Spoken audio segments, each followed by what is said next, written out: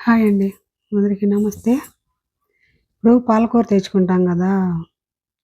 రోజు ఒకటే చేసుకుంటాము. కొంతమందికి తెలిసి ఉంటదిలెండి బాగానే. కొంతమందికి తెలియని వాళ్ళకు చెప్తున్నాను. తెలిసినా గూడా ఇది అని అనుకోవద్దండి. తెలియని వాళ్ళు ఎవరన్నా పాలకూర ఎక్కువ మంది తినరు గదా! పాలకూర తెచ్చుకుంటే. పిల్లలకు అట్లా పెడతా ఉంటే మంచిది గదా! మేమైతే ఎక్కువ పాలకూర తెస్తా ఉంటారండి మా పాప వాళ్ళు. ఒకరోజు అది కర్రీ అని, ఒకరోజు పప్పు అని, ఒకరోజు ఏందో పాలక్ దాల్ తడహా అంటా అండి. అయి చేసుకుంటూ ఉంటాము. ఒకరోజు పాలక్ పన్నీరు, ఒకరోజు పాలకు చపాతీ అట్లా చేసుకుంటూ ఉంటాం రకరకాలుగా. అందుకని చెప్తున్నాను. పిల్లలు అదే పనిగా పప్పు కూర చేస్తే తినరు గదా! పప్పులో టమాటాలు అవి వేయకూడదంటాం పాలకూరలో. కాబట్టి తినరు కాబట్టి పిల్లలకు గూడా మంచిది గదా! పెట్టాలా. మనకు పెద్దవాళ్ళకి గూడా అరుగుదలకు గానీ పాలకూర తింటే జీర్ణశక్తి బాగా మోషన్ బాగా వచ్చేదానికి గానీ బాగుంటుందండి. పాలకూర అప్పుడప్పుడు తింటే మన పెద్దవాళ్ళకు అరుగుదలలో బాగా పనిచేస్తుంది పాలకూర. కాబట్టి పాలకూర అయినా కనీసం వారానికి 2 సార్లయినా అందరూ తినండి ఫ్రెండ్స్. చెప్తున్నా.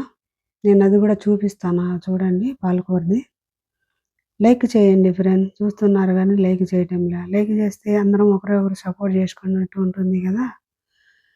అందరము యూట్యూబ్‌లో కలిసిమెలిసి మెసేజ్‌లు పెట్టుకుంటా ఉంటే బావుంటుంది గదా ఫ్రెండ్స్. సరేనా? నమస్తే ఫ్రెండ్స్. నేనిప్పుడు పాలకూర తయారీ చేసిన చూపిస్తా చూడండి ఫ్రెండ్స్. దాల్‌తో పాలక్ తడకా అంటండి.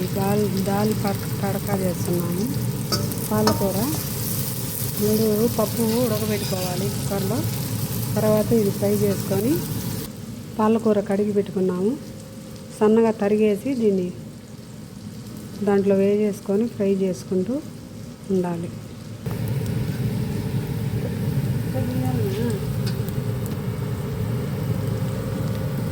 కొంచెం పసుపు, కారం పొడి దాంట్లో ఎర్రగడ్డ వేగింది కదా,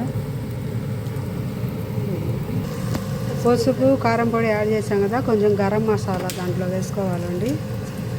కొంచెం స్మెల్ టేస్ట్ కోసం కొంచెం జీలకర్ర పొడి కూడా యాడ్ చేసుకోవాలి. నెక్స్ట్ ఒక స్పూన్ ధనియాల పొడి వేసుకోవాలి. అదంతా ఫ్రై అయినాక టమాటా సన్నగా తరుక్కొని లైట్గా కొంచెం టమాటా వేసుకోవచ్చండి. దాల్ వేస్తున్నాం కదా, పప్పు కందిపప్పు, అందుకని కొంచెం టమాటా కూడా వేస్తాం పప్పులో. ఇది అన్ని మసాలాలు కొంచెం లైట్గా పడినాయి కాబట్టి గరం మసాలా కొంచెం టమాటా వేస్తామండి. పప్పు కందిపప్పు అండి, ఉడకబెట్టినాం కదా, కొంచెం పప్పు గుత్తితో అట్లా రుద్దేస్తే బాగా మెత్తగా వచ్చేస్తుంది. అంతా ఏగిపోయింది కదా, ఆకు సన్నగా తరుగు పెట్టుకొని పాలకూర దీంట్లో వేసేసుకోవటం అండి. పాలక్ దాల్ తడక అంట కూర అండి ఇది, దాని పేరు. చేస్తున్నాము. పాలకూర వేసాం కదా, బాగా మగ్గాలి. ఇది సన్నగా తరిగేసి వేసుకోవాలి. బాగా ఆకంతా మగ్గిపోయింది కదా, తర్వాత పెట్టినట్టే ఉంది కదండి ఆకు, అట్లే కొంచెం ఉన్నట్టు లేనట్టు వేసుకుంటే ఇప్పుడు పప్పు కందిపప్పు ఉడకబెట్టాం కదా, ఆ పప్పు కూడా వేసేసుకొని దాంట్లో అంతా చూడండి, అది పప్పులాగా లేకుండా కర్రీలాగా లేకుండా దాల్ వచ్చింది. డాబాల మీద చపాతీ రోటీలోకి వేస్తూ ఉంటారు కదండి, అదేనండి ఇది పాలక్ దాల్ తడకా అండి. ఇది డాబాలలో వేస్తూ ఉంటారు కదా రోటీకి, అంతా అట్లా ఉంటుంది. టేస్టీగా బాగుంటుందండి. ట్రై చేయండి అందరూ.